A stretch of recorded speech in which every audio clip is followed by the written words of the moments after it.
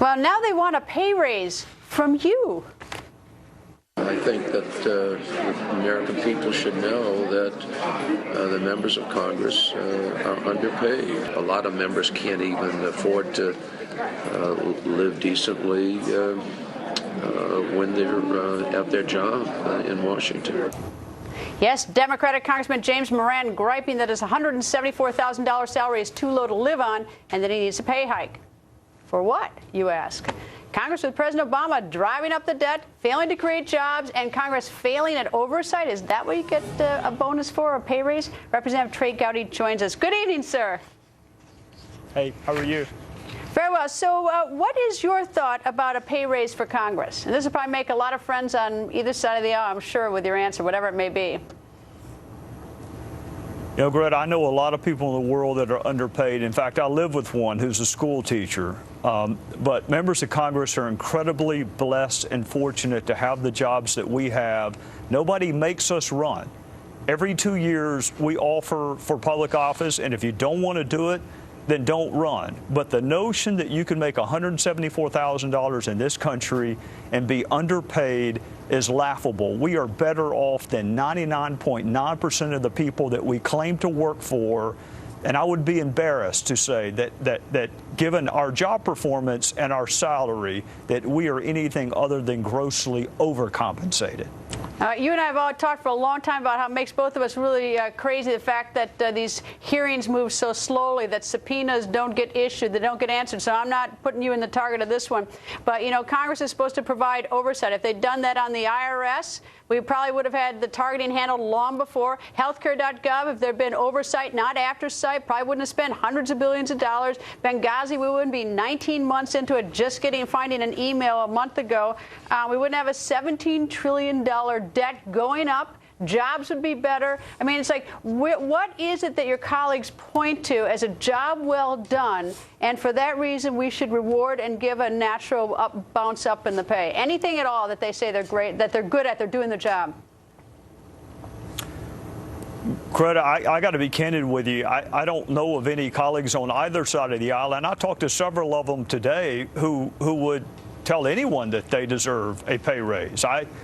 Mr. Moran may feel that way, but I talked to plenty of Democrats and Republicans today after he said what he said, and he is a majority of one. If he believes that, what you cited is true.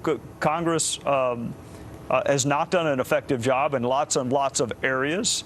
But even if we were doing a good job, public service means you give something up. You get compensation in other ways. You get the benefit of working in the Capitol, of being part of history, of being able to vote for your fellow citizens, all of which is priceless. So even if we were doing a great job, which no one believes, including our families and staffs, believe we are, we still don't deserve a raise.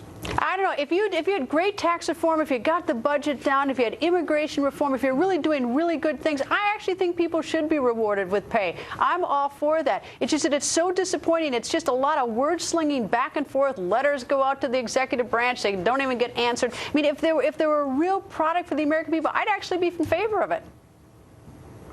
Well, this is why I would politely disagree with you. Because there are equally important jobs like law enforcement and firefighters and education and anyone who takes care of children who make far less. My wife makes a fifth what I make. My sheriff makes less than half of what I make. And they do a great job. So $174,000 is a lot of money, Greta, whether you're doing a great job or not so great a job. And look, there are members of Congress that I think earn their salary. I think, you know, Jason Chaffetz, I'm a huge fan of his, Jimmy Jordan, Paul Ryan. There are lots of people that are in politics for exactly the right reason, but every one of them knows that you're going to give something up. If you think you can make more money in the private sector, then don't run for office. If you think you can make more money practicing law, then practice law. But don't run for office and then complain about the salary, because you know what it is when you file. Congressman, always nice to see you, sir. Thank you. Yes, ma'am. Have a good weekend. And if a pay raise is not enough to make you want to throw things at your TV, this certainly will. Check your calendar. This is only the beginning of April, and Congress is only scheduled to meet 75 more days this year. No, not this fiscal year. We mean the entire rest of 2014. Joining us, our political panel, ABC News political director Rick Klein, the Washington Post Karen Tumulty, Washington Examiner chief political correspondent Byron York.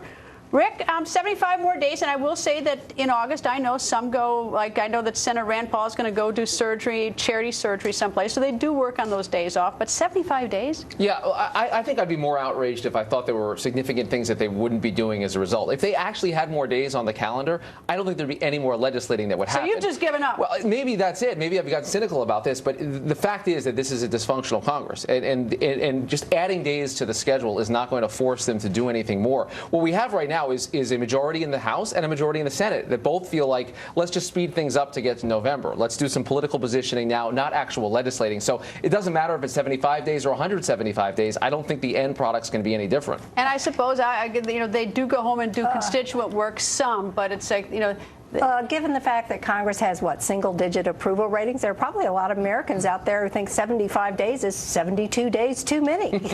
Probably that. Well, there are people who think they're doing too much. But, think back a few years when Democrats had control of Congress, they passed some really big stuff, the stimulus, Obamacare, financial reforms.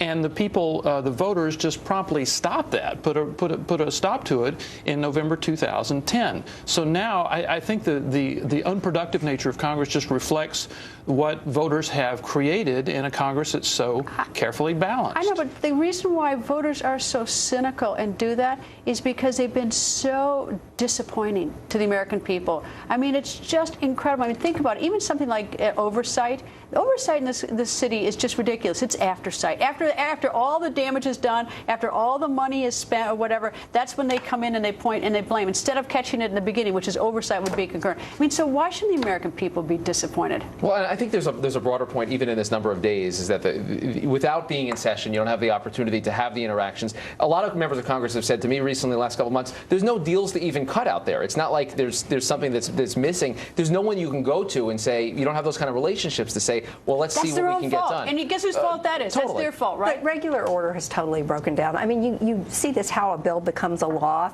chart in your textbooks in school. Conference committees have basically ceased to exist. Work doesn't get done in committees anymore. It gets done in the leadership offices and then sort of brought to the floor. I sent a note to a Republican for this topic tonight. It says, what have you done in the House? And they did point to 220 bills that they have passed that have gotten stuck in the Senate. A lot of them are extremely insignificant, maybe not for the people involved, but the Rattlesnake Mountain Public Access Act, not a huge thing. A lot of local bills, but they've also passed things about federal spending, health, cybersecurity, all sorts of issues, but they're being stopped because we have a divided government. No, you know what? No, it's because they can't, come to the table and do what their jobs are. Maybe a divided government, but it's called leadership on all of them. I'm sorry they have political opposition, but that's sort of the game. That they're not doing their job. Look at the big things that have passed in history. They've passed when there's a huge majority on one side and rolls over the other side. Well, step it up, or is my view. But anyway, not you, Byron. Anyway.